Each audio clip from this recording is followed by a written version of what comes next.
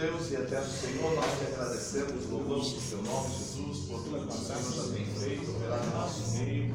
Derrama, pois, da tua graça, da tua unção sobre as nossas vidas, nos ajudando, Senhor, a entender e compreender a tua palavra, pois sabemos que o Senhor é poderoso para fazer coisas grandes e firmes em nosso meio. Te peço, Senhor, nesta hora e desejar, agradeço, Senhor, em teu nome para todos sempre. Amém, Jesus. Amém. Então vamos lá.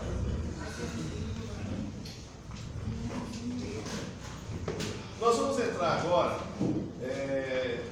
num dos pontos, como eu falei para vocês, um pouco mais polêmicos na questão da criação do homem, tá?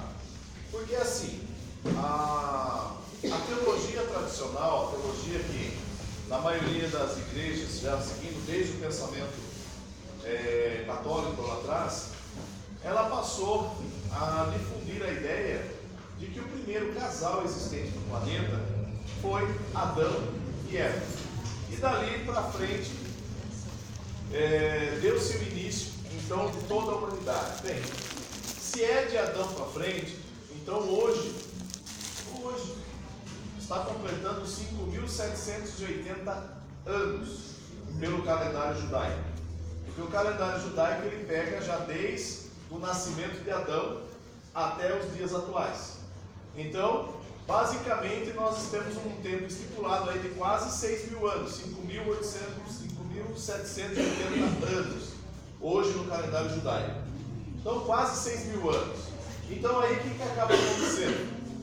Nós entramos, então, num outro ponto, num outro pensamento. Por quê? Se pararmos para pensar na questão científica da história, aí nós temos um dilema. Por quê? Todos os vestígios, todas as análises, todas as ideias que surgem, como eu sempre falo assim, na ciência você tem, a ciência ela busca provar aquilo que ela tenta encontrar. Um exemplo, ela entra justamente com a razão, ou a ciência. Então ela vai pensar o quê? Ela vai fazer análise, ela vai fazer teste. E através desses testes é que ela vai descobrir uma datação ou um tempo. Então, quer dizer, não é uma coisa apenas teoria, e sim análise e descobertas. Através disso, dentro dessas questões de análise que a ciência faz, a gente começa já a encontrar alguns parâmetros diferentes.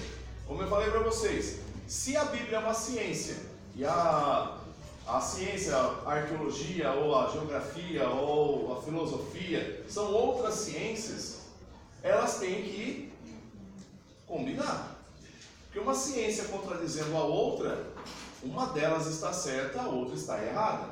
Porque já que a ciência, ela é o teste, a análise, a observação, então alguma coisa está errada. Por que eu estou falando isso?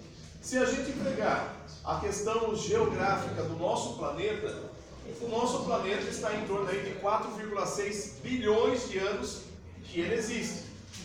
E isso dentro da própria ciência, descobertas que já foram feitas. Até aí não haveria problema. Por quê?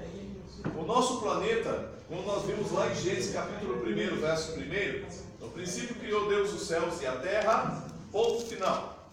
Quando isso aconteceu? Não sabemos. Então, possivelmente, aí nós entramos na criação do nosso universo. Em torno de aí aproximadamente 13 ou 14 bilhões de anos atrás.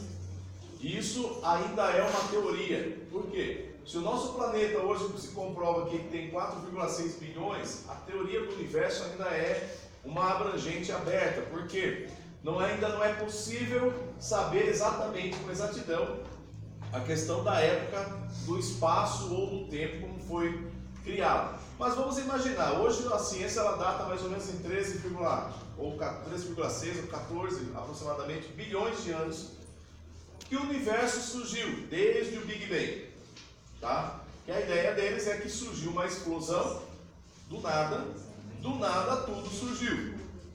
Então eu falo, para acreditar nisso tem que ter muita fé, porque do nada surgir tudo é complicado. Eu prefiro crer num Deus que criou tudo. Pelo menos eu tenho uma base. Bem, E o que acontece? Então, a partir desse momento, existe uma teoria. E a teoria ela pode ser questionada. Mas aquilo que é provado, dificilmente será questionado. Deu para entender?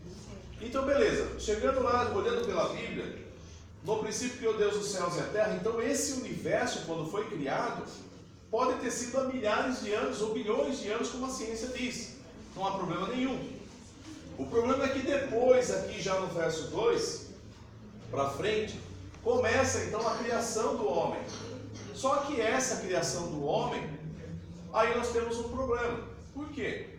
Se Adão foi o primeiro homem e hoje ele está com 5.780 anos, e vamos cantar parabéns para ele, quer dizer, como que foi descoberta uma alçada, principalmente da Lucy, que é uma Australopiteco, aproximadamente de 4,6 bilhões de anos. E aí nós temos, por exemplo, no nosso país, não é? Temos a Lúcia, que é a estrangeira, e no nosso país nós temos a Luzia, que o crânio dela pegou fogo nesses dias lá no museu no Rio de Janeiro, né? Mas graças a Deus acharam. Ela já sobreviveu ao morte, foi para o museu brasileiro, passou pelo fogo, mas ainda está intacta lá, graças a Deus.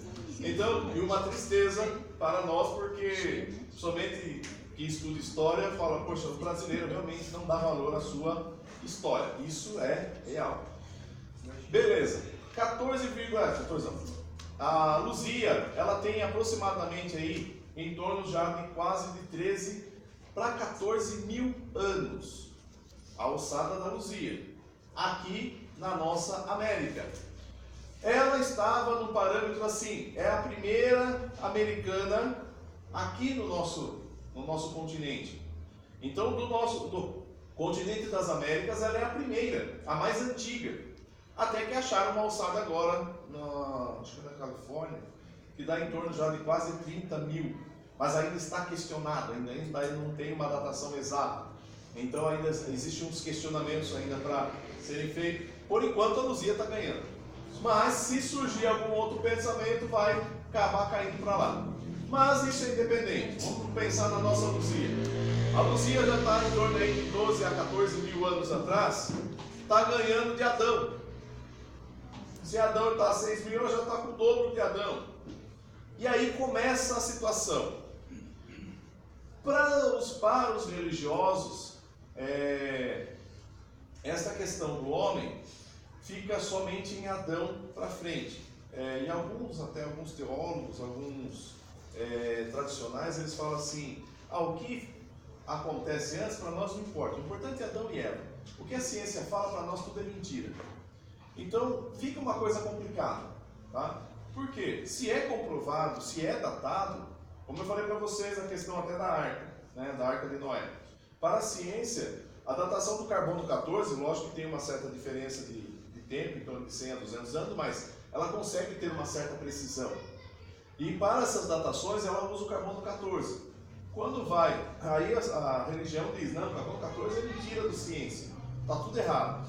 Quando descobre a arca, que o cientista lá faz uma análise do pedaço da arca, que dá mais ou menos a datação, aí a religião fala, não, tá vendo, descobriram a arca, e aí já foi comprovado. Mas peraí, se disser que foi comprovado, quer dizer que o carbono 14 está certo. Se está certo, então todas as outras datações estão certas. E como explica? Quer dizer, eu só defendo aquilo que defende a minha ideia. Deu para entender? Então é esse problema que eu falo que ocorre dentro da ciência e religião. E alguns religiosos falam assim, eu prefiro ficar com Adão e Eva porque daí não tenho dor de cabeça. Como não tem dor de cabeça? Por quê? Se Adão e Eva, e pelo que eu entendo, os dois eram um casalzinho de ruivos, vocês vão ver por quê. Aí a Eva fica grávida, nasce um afrodescendente, um japonês, um pigmeu, um gigante, um indígena, um indiano, e aí vai. Quer dizer, ou seja, como já ouvi dizer, Adão era ricamente, geneticamente, assim, com muito DNA, junto com a Eva. Por isso que isso aconteceu. Aí eu falo, como que consegue acreditar nisso? Eu prefiro seguir a lógica, seguir a razão e a natureza dos cursos. Por quê? A Bíblia, ela foi escrita, como nós já falamos, para quê? Por que ela existe? Nossa, eu vou fechar o curso para ir embora. Já falamos! Para que serve a Bíblia? Revelar a Deus e o plano da salvação. E o plano? Da salvação. Salvação. Se é o plano da salvação, por isso que você já leu ela inteirinha, porque você quer ser salvo, amém? Ou seja, se é o plano do querer. Que assim seja, né, irmão? Que assim seja. Se é o plano da salvação, ou apresentar, né, para nós o plano da salvação, porque isso aqui não prova que Deus existe. Não prova. Ok? Por que Deus vai querer se provar se Ele já existe? Por isso a Bíblia ela não prova que Ele existe. Ela fala que Ele é. E acabou. Ué, o que é importante é que aquele que se aproxima dele que tenha fé. Porque sem fé, então, se algum ateu chegar para você e falar assim, prove Deus para mim, por aqui você não vai provar. Por quê? Porque aqui ele já existe. Porque aqui ele é. Deu para entender? Ou seja, mas aqui está o relato da salvação. Por quê? O resgate mostra a história da situação humana e o resgate desta salvação, o resgate deste homem para um mundo eterno, vamos colocar assim dizendo, né? Então, a preocupação aqui foi justamente explicar a salvação. E só tem isso. Só esse pouquinho. Se fosse contar toda a história de tudo que já existiu, de tudo que já aconteceu, por isso que o apóstolo João diz lá no final, se fosse relatar tudo que Jesus já fez, penso eu, diz ele, que não caberiam livros no mundo. Então, fique contente só com isso aqui. Pelo menos para a salvação. Depois o resto a gente descobre lá. Ou quer dizer, resto não, mas as demais coisas, não é? As outras milhares de coisas que existem, nós vamos descobrir depois. Deu para entender? Então, por aqui, temos o plano da salvação. E uma coisa, aqui eu vejo uma geração escolhida por Deus. Uma geração que Ele escolheu e Ele vai trilhando até chegar em Jesus Cristo. Só que, infelizmente, essa geração o abandona e o crucifica. E aí Ele olha para nós. Aí nos dando a liberdade também de nos tornarmos filhos de Deus. Olha que coisa linda. Mas, então assim, pegarmos de Adão e Eva para frente, eu estou pegando justamente a geração da salvação. Ok? Ok? Mas pegando a geração que vai vir a salvação. E Cristo veio já de Adão. Se você pegar lá a genealogia de Mateus, ele pega de Abraão até Jesus. Mas quando você pega de Lucas, ele já começa de Jesus e vai até Adão. Ou seja, então é essa geração que está colocada dentro da palavra. Mas existem outras gerações. Gerações estas que também Deus criou.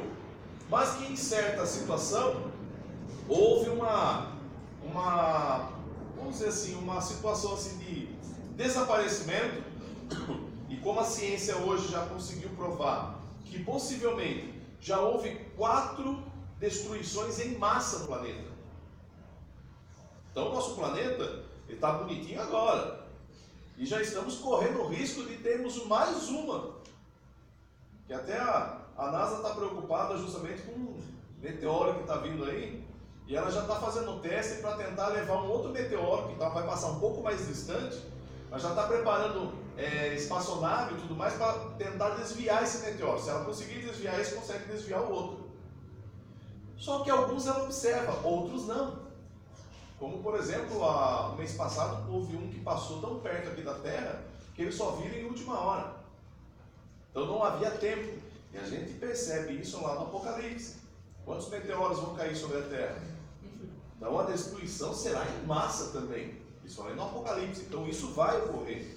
Mas não se preocupe, até lá você foi arrebatado, amém? Glória. Agora, se você quiser se adiantar e morrer antes, sem problema também. Fique à vontade, não é? Se Deus te levar antes, amém. Ou seja,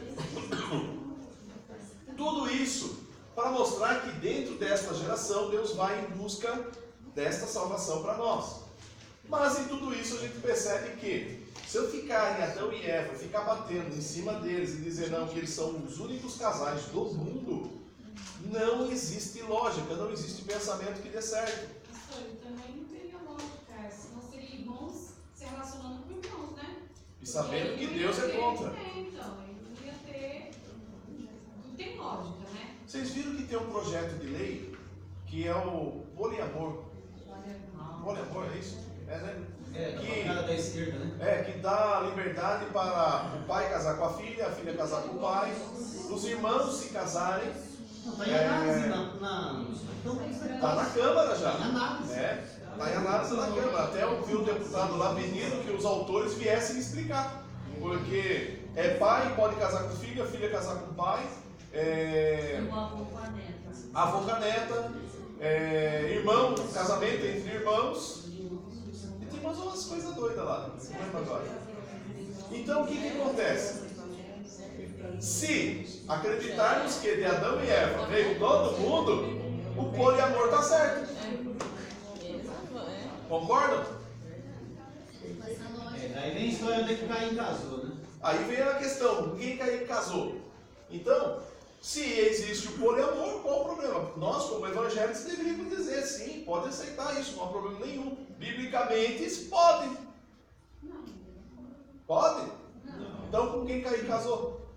Com alguém que era gentil. As pessoas que já existiam, Deu para entender? Olha que situação a gente acaba se fixando. Então fica uma coisa difícil. Quer dizer, hoje não pode, mas no começo podia. Gente, não tem como. Um exemplo bem clássico. Eu lembro quando a gente era criança, meus pais falavam assim, não pode casar com primo. Casar com primo nasce criança deficiente. Já ouviram isso, né? E uma certa razão. Por quê? DNA iguais tem a chance de causar problemas. Isso a ciência já sabe. E uma coisa que é interessantíssima. Vou explicar para vocês que eu acho bacana. O que acontece? Olha só. Vamos imaginar aqui o João. Tá? E aqui vamos colocar a Maria. Tá? Não vamos fazer de sainha, porque só para diferenciar, tá? Ou fazer um lacinho assim, ó. Só para dar uma diferençazinha. É que eu sou um ótimo desenhista. Acontece o seguinte. Vou fazer o narizinho aqui. E o narizinho aqui. Cadê o olho? Tá ótimo assim. Não, senão a gente perde muito tempo. Olha o que acontece. Se esse cara, né, que tem um DNA, e isso já é comprovado cientificamente, se eles tiverem DNA iguais, idênticos, vai ocorrer um distanciamento, porque isso é uma coisa automática. Sabe como isso acontece? Através do olfato. Por quê? Nós, por mais que você passe perfume, você tem no seu organismo aquilo que a gente chama de feromônios. Tá? Os feromônios são cheiro que nós transmitimos. Não é aquele suor que você fede quando você toma banho, tá? Aquilo não é feromônio. Aquilo não é fedor do demônio. Tá? É bem diferente. Tá? Os dois tomaram seus banhinhos, belezinha e tal. O que acontece? Se o DNA é igual, quando ela capta ou ele capta, já existe uma repulsa. Por quê? Eles percebem, isso é automático dentro do próprio subconsciente. Ele consegue detectar o sinal. Eu parece que eu vejo um cientista sentado lá na mente do cara. Esse não, essa não. Não dá certo. Tá? Por quê? Porque tem que ser diferente. Aí o que acontece? Quando o DNA são diferentes, e vocês podem perceber, quando uma pessoa é realmente diferente da outra, é aí que existe a aproximação. E é isso que é incrível. Por quê? Quando ela olha e ela percebe o feromônio que é diferente do DNA, ela aqui já começa a produzir mais. E ele também. E aí começa a existir essa troca. É o que eu até falei esses dias para os adolescentes. É a questão de você olhar para o crush, né? E falar, nossa, é ele! Não é? Só que às vezes está longe. Aí quando ela chega perto, não é ele. Por quê? Conseguiu captar esse feromônio, tá? E isso é uma coisa natural. Isso ocorre com a gente. Agora, diferente, por exemplo, dos egípcios. O que acontece? Os egípcios, eles tinham um pensamento que, assim, como eles eram descendentes dos deuses, né, do Deus Sol, do Deus Ra, eles não poderiam ter misturas. E para isso, o irmão casava com a irmã. Um exemplo bem clássico disso é a Cleópatra. Né? O Ptolomeu XIV era irmão dela, Ptolomeu XIII era irmão dela, o pai dela era o 12. Ptolomeu XII teve o filho 13, Ptolomeu XIII. E como ela nasceu, ela deveria casar com o irmão. E ela se casa com o irmão. Só que ela não tem filhos com ele. Então há uma repulsa entre os dois. Só que um dia, né, César, deixa eu lembrar o nome dele agora, César Augusto, não, o César, não lembro o nome dele. Eu acho que é o César Augusto, né? Será que é o César Augusto? Eu não lembro agora. O César Augusto, que era romano, vai invadir o Egito, não é? E quando ele está para invadir o Egito, a Cleópatra, porque como o irmão já havia falecido, e já não tinha deixado a descendência, ela foi obrigada a casar com o irmão mais novo, que é o Ptolomeu XIV. Então, 13, 12, 13, 14, isso, Ptolomeu XIV. E o povo romano está para invadir o Egito. Aí o que ela faz? Ela pede para os seus súditos enrolarem ela no tapete e darem de presente para o César. E aí, quando leva para César, quando ele desenrola, quem aparece? Cleópatra. E ele se apaixona por ela. E como são feromônios diferentes, não é? Ela então tem um relacionamento com ele. E o Egito tem privilégios em Roma, causando um problema para os romanos. Até que mata o César. Só que ela já está grávida do filho dele, o Cezinha. Aí nasce o Cezinha, né? Cezinha. É Júlio César. Júlio César, obrigado. O Júlio César. Aí nasce o Cezinha. Só que ela já marca ele como Ptolomeu XV. Esperto. Por quê? Porque ele vai ser o descendente para ficar no Egito. Só que se o pai dela tivesse vivo, soubesse dessas coisas, já tinha cortado ela. Bem, aí morre o César, o Júlio César, vem Marco Antônio, que agora ele vai invadir o Egito e destruir o Egito. E ela, com os seus encantos, encanta ele, e ela realmente se apaixona por ele, porque ele era bem diferente dela. E aí ela se apaixona por ele, aí a pressão começa a ocorrer na guerra contra o Egito, contra os outros países, até que mata o Marco Antônio e ela então se suicida por causa do amor que ela tinha por ele. Tá? Então o que isso prova? Que realmente, quando o DNA são iguais, é impossível existir uma geração que vai prosseguir. Então, se Caim tivesse filhos com a própria irmã, essa geração já tinha se extinguido, já tinha se acabado. Mas mesmo assim a gente percebe dentro da Bíblia, não é? Casamento entre irmãos. Por quê? Havia ainda esse pensamento cultural de que tem que ser da mesma descendência. E isso causa problemas. E a gente percebe isso lá na frente. Um exemplo clássico disso foi justamente Ló. O Ló teve duas filhas que quando eles fugiram, a mulher virou uma estatuinha de sal, eles fugiram, houve a destruição total, as meninas ficaram perdidas, principalmente na mente, porque viviam lá em Sodoma e Gomorra, pensaram, acabou o homem do mundo, a nossa geração já era. Então o que elas fazem? Embebedam o pai, têm relações com ele, e acabam tendo filhos. E esses filhos, que são os moabitas, e os outros que eu não lembro mais, que amonitas, né? Moabitas e amonitas, que são a pior dor de cabeça para Israel. Tá? Ou seja, não tem como isso funcionar. Deu para entender? Tranquilo até aí? Bem, então vamos lá. Ruth, inclusive, era moabita, né? Moabita. Até entra dentro da descendência. Tá? Então vamos lá. Pela misericórdia do Senhor. Quer dizer, mesmo estando errado, Deus ainda fala, ainda tem solução para você. Geneticamente também a criança que é filha de pais, parentes, é fraca geneticamente, né? Ela Sim. tem mais suscetível suscetível a doença, a doenças, a enfermidades, a várias situações. O sangue Na também, né? minha, Também. na minha família tem um caso de primo que casou com um primo de primeiro grau. As 2 primeiras gravidez dela não foi pra frente e a terceira neném nasceu com muita deficiência, má formação e depois de 10 dias faleceu. Então é complicado. E, por exemplo, também são os anões. Os anões também eles têm esse problema, porque são familiares próximos. E aí acaba nascendo essas gerações aí, tá? Mas amém, vamos lá.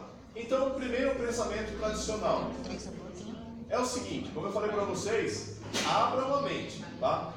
Se vocês quiserem ficar com o pensamento tradicional, fique à vontade. Eu não vou ser contra você, não vou deixar de te dar a paz do Senhor por causa disso, tá? Porque assim, cada um fica naquilo que acredita. Não sou eu que vou mudar. Mas eu quero apenas mostrar para vocês que existem outras situações, tá? O primeiro pensamento tradicional está lá. Anjo, isso aqui eu mandei para vocês, tá? Vocês receberam, né? Eu mandei no grupo lá. Anjos caídos e Satanás se rebelaram um pouco depois da criação do homem. É isso que a gente acaba percebendo. Que algumas coisas da tradição diz assim: o autor do pecado foi o próprio Satanás. Então, a partir dali, um pouquinho antes de criar o homem, ele já caiu ali naquele instante. Tá? Mas a gente precisa entender como ele caiu. De que forma isso foi. Tá? Mas tudo bem, é o que o pensamento se diz. As narrativas de Gênesis 1 e 26 e 2 e 7 tratam da mesma criação do homem. É que alguma tradição diz assim: o primeiro foi um relato rápido, e depois no capítulo 2 ele dá uma explicação melhor. Só que existem contradições. E as pessoas não param para ver isso. Então, se existem contradições, alguma coisa está errada. Tá? Mesmo no relato de capítulo 1 e capítulo 2. Tá? Mas tudo bem, se você quiser crer, amém. Toda a raça humana descende de apenas um casal. Que eu falo, impossível. Não tem como, tá? Aí, bem, a religião aceita a evolução? Aceita ou não? Evolução, não. A evolução? Claro que aceita, principalmente os tradicionais. A evolução, conforme a ciência fala, a evolução Sim. a partir do macaco e tal? Sim, eles creem? Não. Não? Claro que creem. Aqui não. Eles falaram assim que, por exemplo, a descendência de Adão e Eva foi para a África.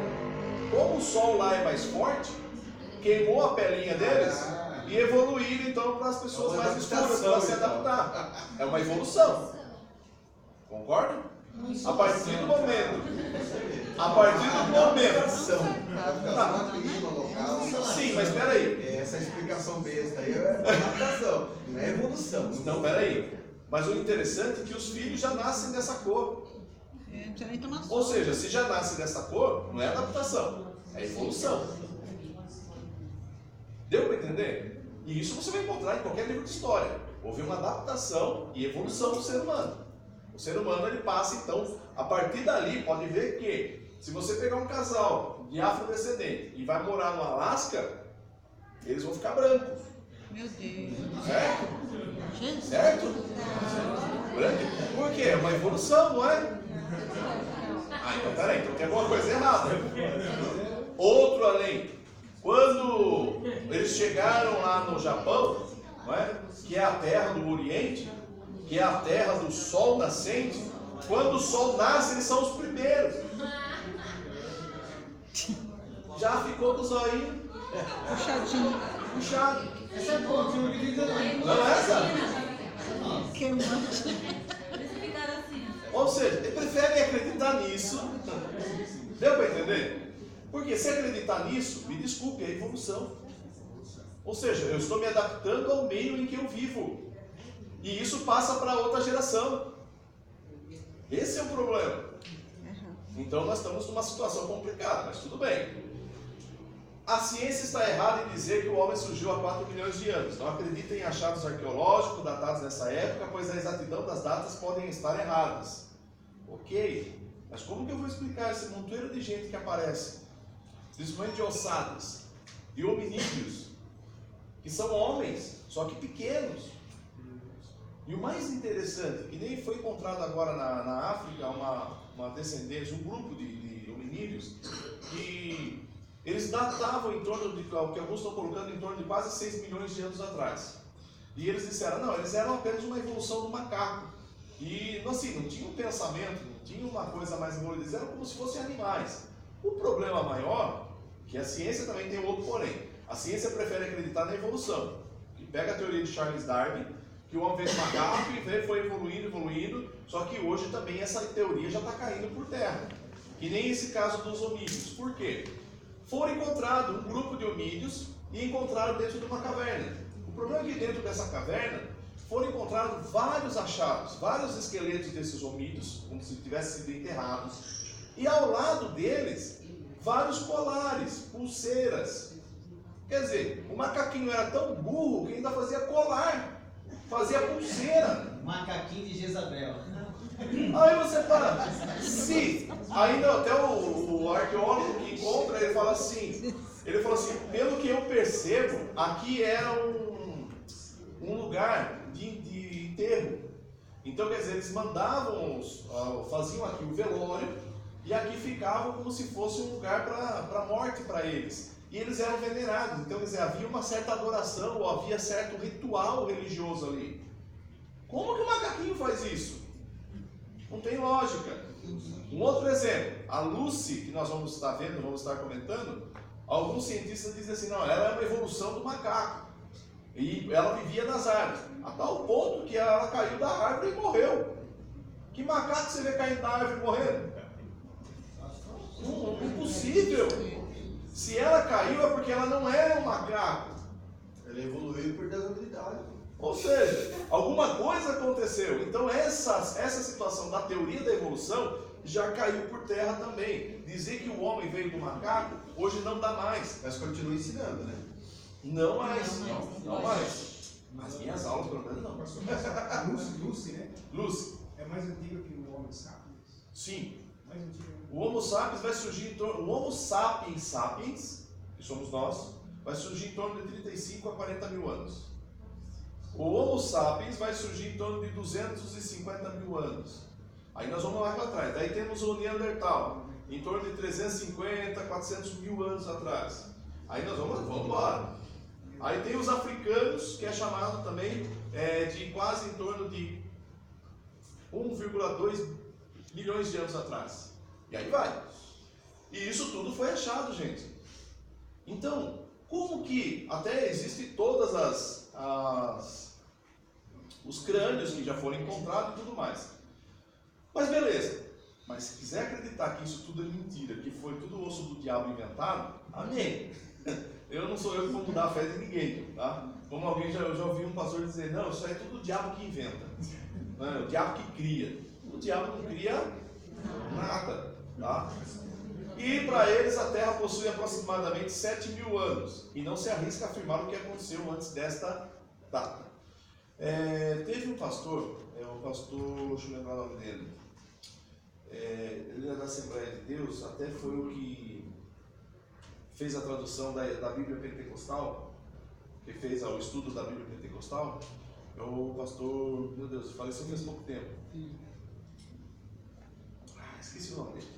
E aí, um dia eu perguntei para ele, ele veio dar uma aula para a gente, e eu perguntei para ele, falei assim, pastor, como que fica, não é? O que o senhor acha das gerações que alguns dizem que falam sobre antes de Adão? Ele falou assim para mim, irmão, eu prefiro ficar com Adão e Eva, dá menos dor de cabeça para mim. E falou assim, vamos seguir dedão para frente, que é o mais importante, é a salvação. E eu concordo com ele. Porque a nossa preocupação é o quê? A salvação. Ah, se a ciência está tentando provar contra, problema dela. Eu não vou me envolver nessa briga. Mas para nós estudantes de teologia, é uma das partes mais importantes. Por quê? Porque eu posso ganhar um camarada desse. Como por exemplo, uma vez eu estava na empresa, trabalhando, fazendo conserto de ponto de celular. Aí um rapaz me chega e falou assim, chegou do meu lado: é verdade que você é crente? Eu falei: sou, porque eu acho que alguém falou, né? Eu falei: eu sou. E você acha que de Adão e Eva veio tudo? Eu falei: não.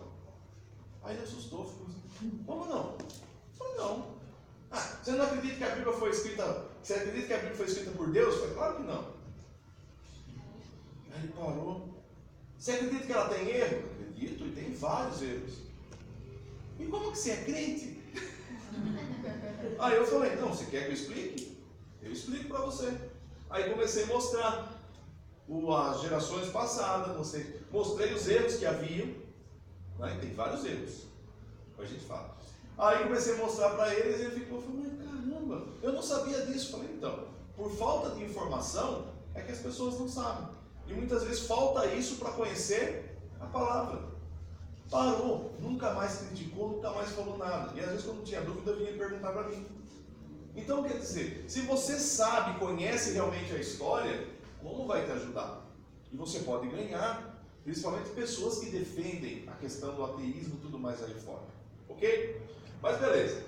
Meu pensamento não é ficar na questão da teologia tradicional. Eu vou seguir a teologia histórica, porque vou juntar ciência e Bíblia. Porque ciências têm que combinar.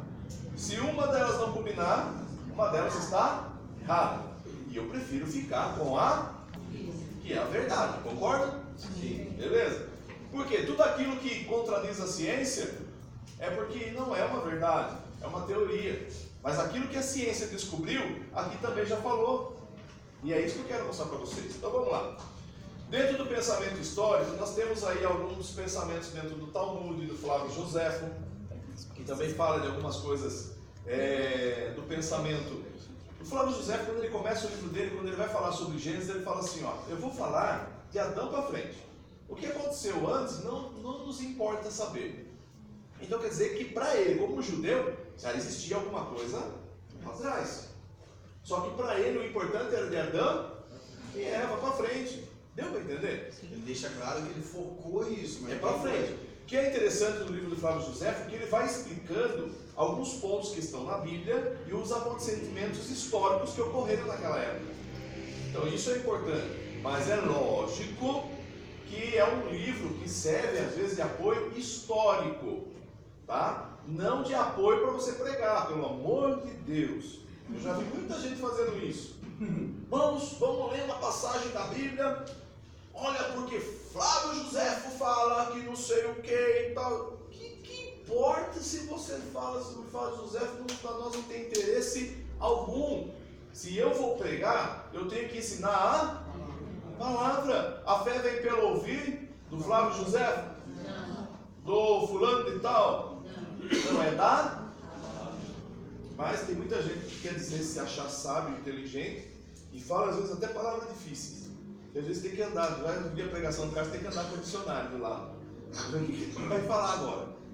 Ah, não dá. Jesus era tão maravilhoso que ele falava a linguagem do povo.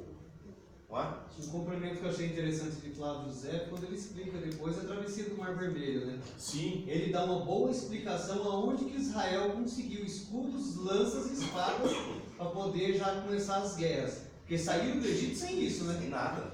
Só que Sem depois nada. você já vê, como ele já tendo isso, aí ele vai explicar que é o quê?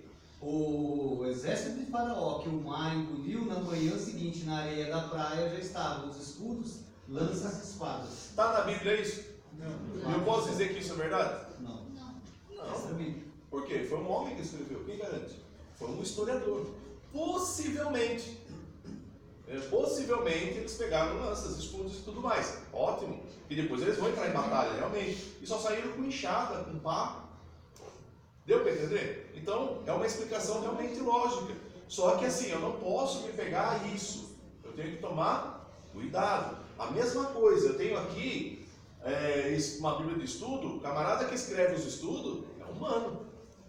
E a chance dele errar, quantos por cento a gente usa mesmo na mente? Se esforçar, certo? Então, a gente tem que tomar o máximo de cuidado. Pode te ajudar a compreender, mas a gente tem que ficar sempre com o pé atrás, tá? Então vamos lá. Seguindo a palavra de Deus, vamos lá para Isaías 45, verso 18. Segundo a ciência, o nosso planeta tem 4,6 bilhões de anos. Isaías 45, verso 18. Diz assim: porque assim diz o Senhor que criou os céus, o Deus que formou a terra, que a fez e a estabeleceu, não a criando para ser mas para ser eu sou o Senhor e não há. E que vocês entendem através disso? Que Deus, quando fez o planeta Terra, Ele fez o planeta para ser perfeito e habitável. Agora vamos lá para Gênesis capítulo 1.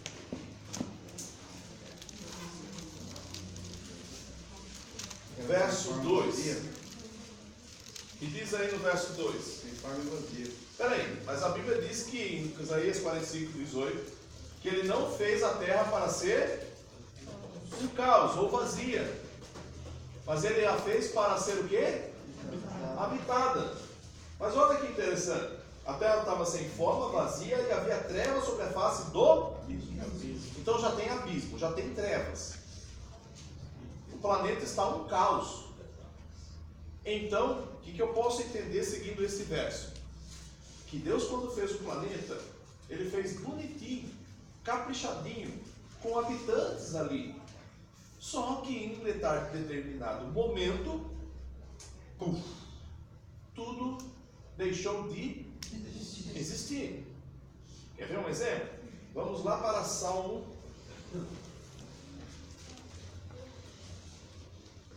E o interessante, pastor, no versículo 2 de 1 Gênesis aí, a terra, porém, estava sem forma vazia. Ou seja, ela não era desse jeito. Sempre foi assim. Ela não era desse jeito. Salmo de número... Salmo não. Provérbios. Mas é pertinho ali, tá certo? É que quando eu não marco, é que às vezes surge na minha mente, eu vou. Provérbios número 8.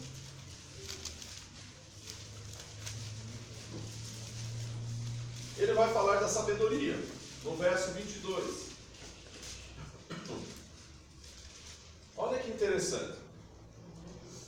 Provérbios 8, 22. O Senhor me possuiu no princípio de seus caminhos, antes de suas obras mais antigas. Ou seja, está falando do princípio. Que princípio é esse? O início de tudo. Desde a eternidade fui ungida, desde o princípio, antes do começo da terra. Ou seja, a sabedoria ela já existia antes da terra. Antes de haver abismo, fui gerada. Antes de ainda de haver fontes carregadas de águas. Mas lembram que lá em Gênesis, o Espírito de Deus pairava sobre a face das águas. Então a sabedoria está dizendo que ele já estava antes das águas. Pode ver que a Bíblia não fala como Deus fez as águas. A água já existia. Antes que os montes fossem firmados, antes dos outeiros, eu fui gerada. Ainda ele não tinha feito a terra, nem os campos, nem sequer o princípio do pó do mundo. Ou seja, antes de fazer qualquer princípio do pó, ela já existia, a sabedoria já existia. E olha que interessante, lembra que nós mostramos lá no livro de Jó, que o nosso planeta foi formado pelo quê? Pelo pó das estrelas, certo? E esse pó das estrelas ainda nem sequer tinha existido. Nós estamos falando algo antes do Big Bang, para a ciência, ok? Quando ele preparava os céus, ou seja, agora ele está preparando os, que é a parte espiritual, lembra? Aí estava eu, quando compassava ao redor a face do... Peraí, então nós temos um abismo. Se existe um mundo espiritual, ele já criou o céu e já criou o abismo.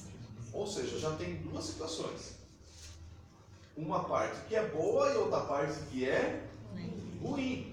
Principalmente, vamos colocar esse abismo aí, que seria o Hades. Ele já criou o Hades. Quando firmava as nuvens de cima, quando fortificava as fontes dos abismos, quando punha ao mar o seu termo, para que as águas não trespassassem o seu manto, quando compunha os fundamentos da terra. Ou seja, agora está formando o planeta, está começando a sair as águas, está formando a terra.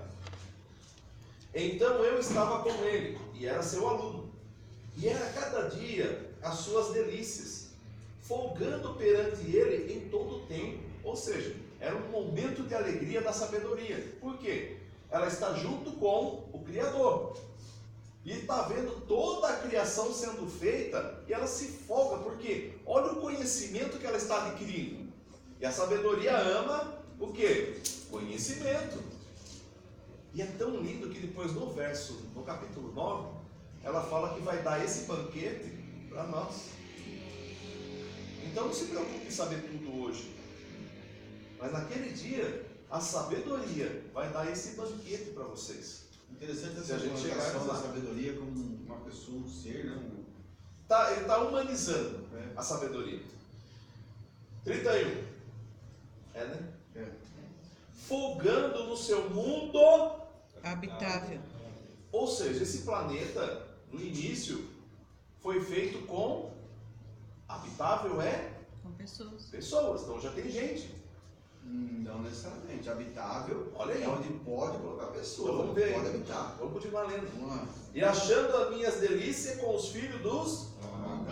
Aí já tem gente. Peraí, olha que interessante. Aqui tem o filho. Ele está, a sabedoria está achando a delícia dela como os filhos dos... Quer dizer que os homens já existiam e já estavam tendo filhos. Por que a sabedoria tinha prazer em ficar com os filhos? A criançada. Por quê? Você gosta de aprender. Porque depois de adulto, como é difícil fazer essa pessoa entender. Mas a criança, ela é um livro aberto. Ela é uma massinha de moldar. A sabedoria estava junto delas. Por isso que a gente tem que ensinar a criança no caminho que deve andar. Porque depois de adulto, irmão, como é difícil. É difícil de apertar, abrir a É difícil. Então vamos lá. Professor, na minha tradução diz: a humanidade me dava alegria. Tá assim também? Questão do tradutor. Até tem uma, na tradução, eu lembro que um professor de hebraico ele falava assim, que essa tradução no hebraico era como se fosse assim, eu gostava de cirandar, brincar, se divertir com as crianças. Isso na versão hebraica, se você pegar o pé da letra. Então quer dizer, olha que sabedoria fazia. Ela gostava de estar com as crianças para brincar. Irmãos, vou falar outra coisa que a pedagogia fala, até os psicopedagogos exigem hoje. Um exemplo disso, até eu estou vendo uma psicopedagoga falando esses dias na escola, ela diz assim, que o pai e a mãe levam o filho para a escola, para ela, porque o filho não está aprendendo. Aí ela falou, sabe o que eu faço com eles? Eu pego ele, ponho ele descalço, faço ele brincar na areia, faço ele brincar com terra, com barro, com argila, com geleia, porque não se faz mais isso. E jogo até no gramado para ele brincar. E ele volta a aprender. Ela falou assim, eu não preciso ter fazer um pensamento, o que eu posso fazer para essa criança? Não, ela falou assim, é só colocar ele para brincar, que hoje já não existe mais. Hoje é só videogame. Hoje é só galinha pintadinha. Isso limita, né, a mente da criança. Limita. Porque ela não conhece o mundo. Ela não conhece o mundo. Esses dias eu vi um vídeo que os pais estão tentando colocar o bebezinho no gramado, ele estica as pernas assim, como coisa, não vou pisar aí. Não é? E aí não deixa pisar, não deixa se divertir. Ou seja, a criança ela não abre a mente para o aprendizado. Quando eu leio esta passagem, eu vejo que o que a ciência está falando, a Bíblia já falava há quanto tempo atrás? E nós somos boca aberta que ainda não entendemos. Não entendemos. Então o que acontece? A sabedoria, ela gostava de estar com os filhos dos? Ótimo. Então vamos pensar o seguinte. Volta lá na Gênesis capítulo 1.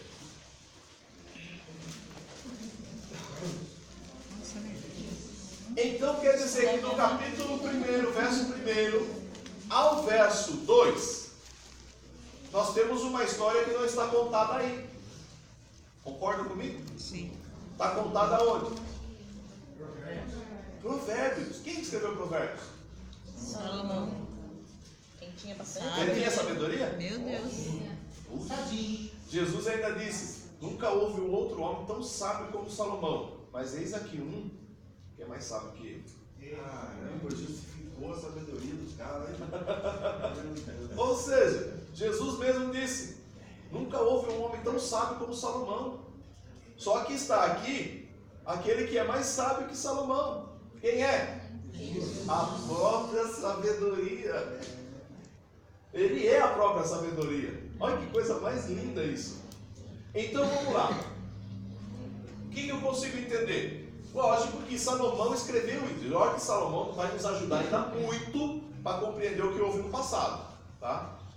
Salomão ele escreve Provérbios exemplificando a questão da sabedoria no início do mundo. No início do mundo. Só que houve um problema com esse grupo de pessoas. Houve uma situação. Aí vocês vão me perguntar o que houve, o que aconteceu. Eu não faço a menor ideia. Não tem menção em lugar nenhum, nem lá em Provérbios, nada.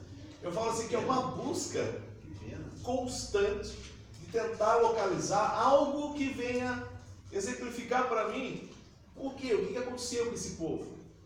E olha que Satanás ainda nem tinha sido criado. Só que lá em Apocalipse, lembram lá do Apocalipse? Não fica somente nas minhas palavras. Os anjos aprisionados lá, né? Tinha uma galera ainda. E eu vou falar assim, mas tem gente que não participou da aula, depois fica difícil. Falando, onde que está isso, pelo amor de Deus? Lá em Apocalipse, capítulo 9, e o verso de número 14. Acharam? Sim. Misericórdia. Misericórdia da Nina. A Nina que fala assim, né? Diz assim: a qual dizia ao sexto anjo que tinha a trombeta: solta os 4 anjos que estão presos junto ao grande rio Eufrates. Então existem 4 anjos que estão presos junto ao grande rio Eufrates. Acontece que alguns versos anteriores, o Satanás recebe uma chave para soltar os anjos caídos. Por quê? Como ele é querubim, ele consegue mandar nos anjos. Deixa eu lembrar. É só um minutinho. Então, deixa eu pegar o primeiro. Protetor. Não, protetores não. Ministros. Obrigado. Ele não consegue. Ele consegue dominar justamente esses anjos que são ministros. Só que esses anjos se perderam, aceitaram o domínio de Lúcifer e ficaram presos, tá? Os anjos caídos estão presos. Judas, verso 6.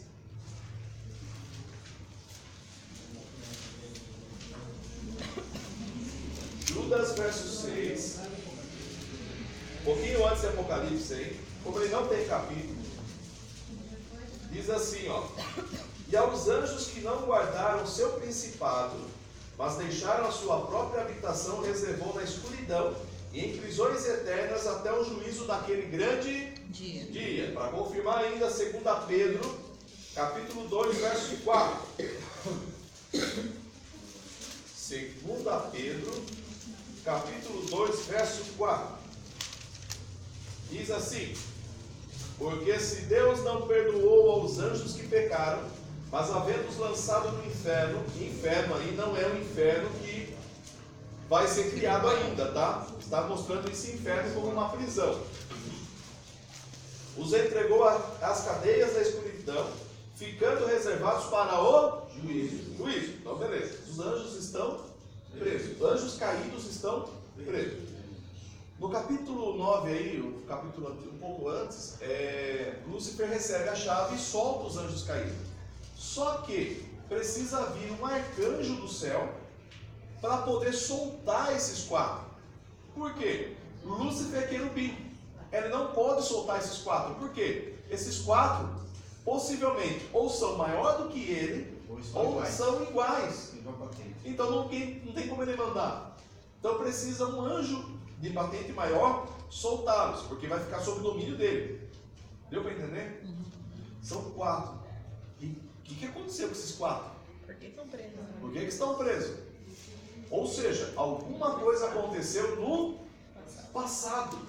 Houve algum problema no passado. E esses 4 ficaram presos. Então assim, vocês vão me perguntar, mas como é essa história? Não sei. Eu só criei na minha mente uma história e fiz o livro do Jorge. E está lá no 3. Esses demônios, quem são aqui? A Bíblia não fala desses demônios. Então vamos chegar lá. Hoje nós temos aula de demoniologia. Já chego lá. Deixa eu explicar o algo primeiro, que daí a gente já chega lá. Eu quero explicar essas gerações. A gente vai ser uma coisa assim em segmento. Deu para entender? Anjo caído está? Não estão soltos no planeta. Satanás está solto. Satanás é o único. E os demônios. Ou seja, Deus tratou diferente essa geração de Satanás em relação aos demais. Porque os demais estão presos e ele está solto. Os anjos caídos estão presos. Por isso que depois Deus vai soltar esses 4 e vai prender Lúcifer. Jesus. Por 1000 anos. Você imagine, se um já dá dor de cabeça, imagine 4 soltos. Não vai ser o carnaval. Não imagine carnaval. Jesus, misericórdia. Mas a gente vai estar na glória, amém? Por isso faça de tudo, irmão. Para vencer, para poder chegar lá. Deu para entender? Então o que acontece? O capítulo 1 de Gênesis, verso 1 ao verso 2, eu tenho essa história. Ou seja, vou colocar o seguinte para vocês. A maioria dos teólogos aceita o seguinte, que essa geração que é falada em Provérbios 8 seria a primeira geração de humanos sobre a terra. Possivelmente. Ou um pensamento da primeira geração. Tá? Por quê? Vai surgir outras. Então o que acontece? Essa primeira geração ela existiu. Vocês acabaram de ler. Certo? Vocês acabaram de ler. Depois a gente vai ver a história de Adão para frente. Essa geração ela existiu. Alguma coisa aconteceu e houve uma destruição total. Ótimo. Agora, no verso 2 para frente, a terra já está sem forma. Ela já está vazia. Já tem abismo, ou seja, já existe condenação. Se esses anjos já foram presos, eles estão aonde? No abismo. Deu para entender? Tranquilo até aí? Meio difícil, mas vamos tentar aqui. Tic-tac está dando. Por que é difícil? Porque vocês sempre aprenderam sobre Adão e Eva. E isso vocês um dia ouviram, e isso ficou lá no seu subconsciente, e agora eu fico cutucando lá vocês. Eu falo, não foi ele, não foi esse. Você fala, como não? Mamãe falou, né? Então assim, uma verdade que você aprendeu, e eu estou mostrando agora a verdade, e começa a ter choque. Deu para entender? E aí vocês me questionam, mas quando vocês aprenderam, eu vou questionar. Então, a geração de Adão, esses demônios já estão presos. Não, o demônio não está preso. Não, esses Quatro demônios. anos. Os 4 anjos. Mas coisas você tem que pensar. Anjo caído não é demônio. Demônio é uma coisa, anjo caído é outra. Ok? Os demônios já estavam no planeta. Esses 4 anjos estão presos antes de Adão. Antes de Adão. Antes de Adão. Os anjos caídos que caem com Lúcifer também estão presos antes de Adão. Deu para entender? A gente já chega lá, vou explicando para vocês. Antes da terra ficar sem forma e vazia. Isso. Esses 4 anjos é antes de Lúcifer. Antes de Lúcifer. Vamos pensar assim. Essa primeira geração, Eu vou colocar aí há 4 milhões de anos atrás. Melhor, não, desculpa. 4 milhões de anos atrás 65 milhões. é a quarta geração. Dos dinossauros, 65 milhões. Né?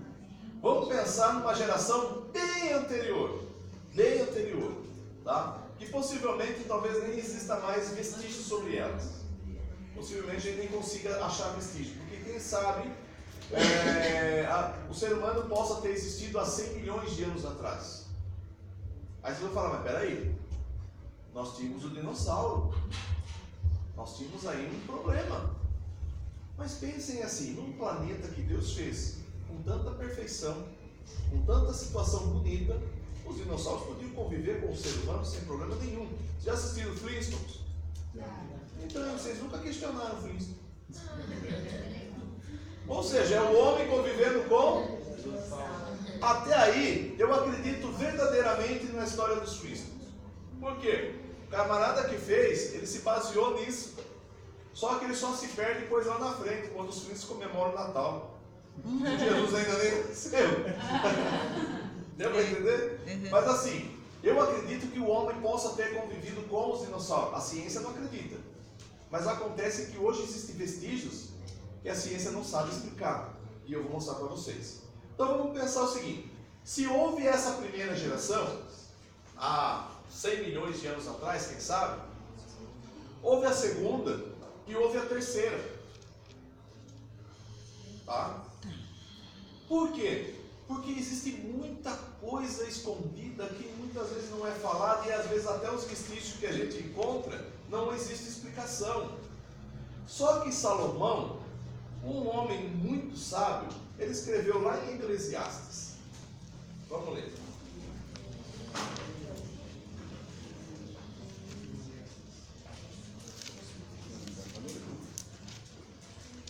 Eclesiastes, capítulo 1.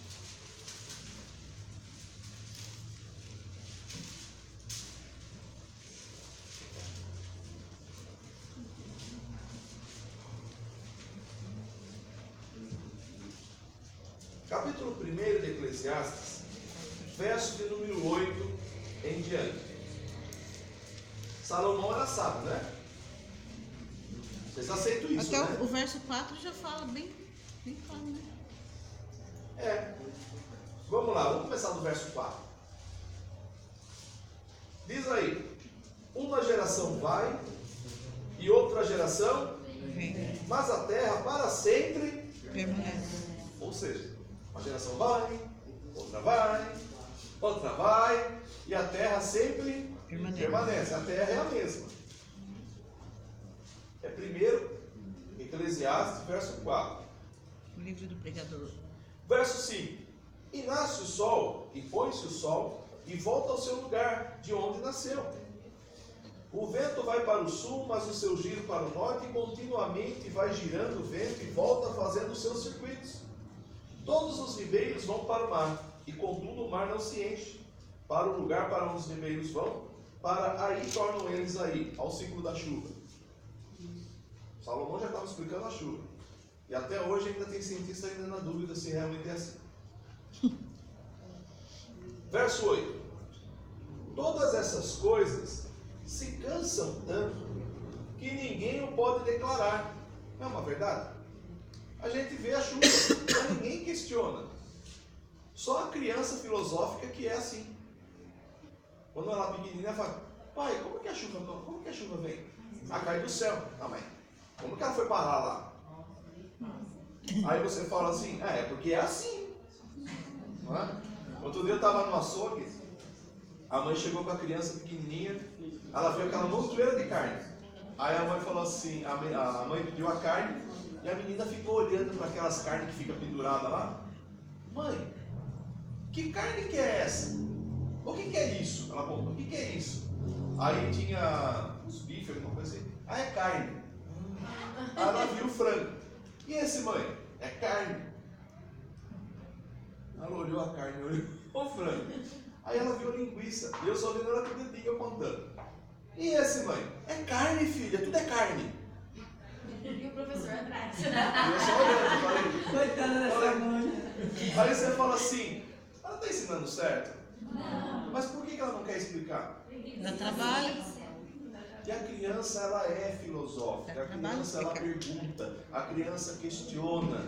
Por isso que a sabedoria gosta de estar com as crianças. E Jesus disse: aquele que não se fizer como uma criança não entrará no reino dos céus.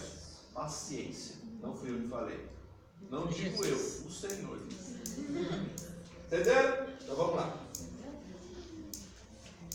Então a gente sempre está vendo, a gente não questiona. Os olhos não se fartam de ver, nem os ouvidos de ouvir. Já é tão natural que a gente já não questiona. Verso 9. O que foi? Ou seja, o que é o que foi? Já aconteceu lá atrás. Isso é o que há de ser. Ou seja, vai repetir. E o que se fez, e isso se tornará fazer. Do modo que nada há novo debaixo do sol. Há alguma coisa que se possa dizer: vê, isto é novo. Já foi nos séculos passados que foram antes de nós. Exemplo, vocês estão vendo isso aqui? Está debaixo do sol? É novo? Não.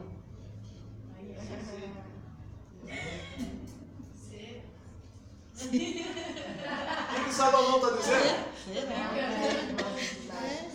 Nada é novo debaixo do sol. Tudo isso já existiu. A pergunta é: como que construíram as pirâmides? Se a tecnologia que nós temos, nós não conseguimos fazer. Ah, foram os escravos carregando as pedrinhas, empurrando no braço. Ah, tá. E como cortaram? Na talhadeira. A tal ponto que ela é tão lisa que você não consegue passar nenhuma folha de papel no meio. E aí, como foram cortadas? Vou mais além. Temos um robozinho lá em Marte. O Curiosity. Está lá já há mais de 4 anos, eu acho. Está lá o robozinho. Marte está debaixo do sol? Está, né? É novo? Acredita-se que Marte já tenha tido água, já foi um belo de um planeta que foi até habitável. E hoje é possível até encontrar um enxofre em Marte. E eles acreditam que é possível haver vida em Marte. E aí? É novo?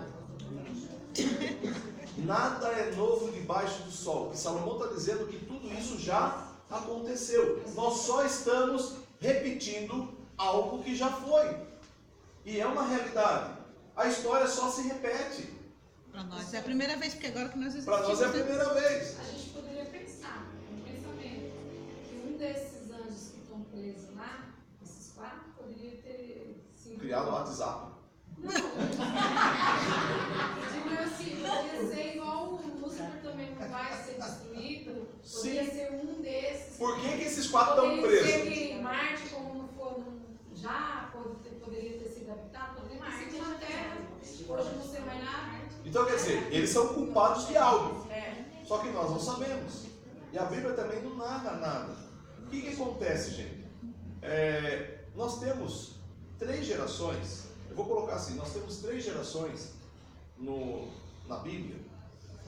Basicamente, assim, 3 gerações do passado antes de Adão, que nós não sabemos como foi, o que aconteceu, o que houve. O que Salomão está dizendo. Olha o que ele diz aí, ó, verso 11.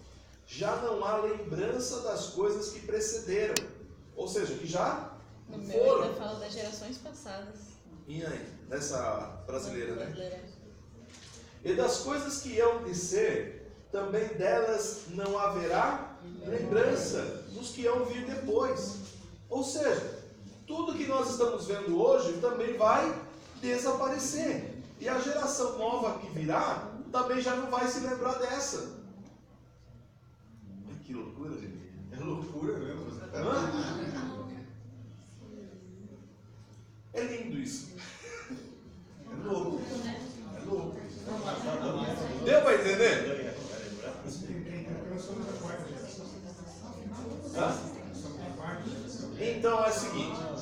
Eu falo assim, ó, a primeira, a segunda e a terceira, tá? A primeira eu mostrei para vocês o vestígio.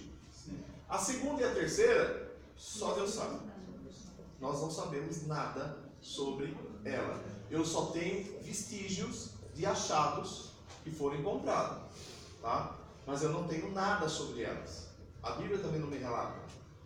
Só que a Bíblia vai começar a relatar algo para mim da quarta geração, da quinta e da sexta e da sétima. Só que a sétima ainda não existe. Ela ainda vai existir. Acontece que eu tenho um relato da quarta, da quinta, que somos nós, vocês, tá? Especial. Viu? Desculpa, né? Desculpa. Quinta geração são a que não são descendentes adâmicos, ou seja, não são descendentes de judeus. E sexta geração, geração direta dos judeus, direta adâmica. E aí a sétima, vocês vão saber depois. Vamos tomar um café, a gente já volta. É um mix da quinta geração.